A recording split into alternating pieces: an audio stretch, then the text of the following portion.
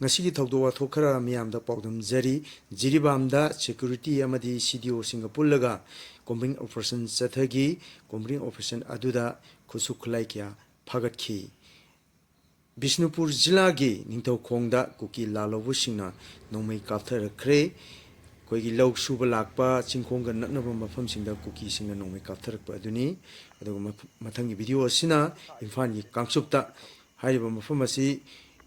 kuki singna monitor tawraga kangsupki mafamda karamba kari tawri haibana singba moina monitor tawraga video sing YouTube amadi Facebook ta thagalkiba mami aduni kuki singna ayuk nungtin khaidana monitor tawri mafam asida koi section gani aduga mathangjina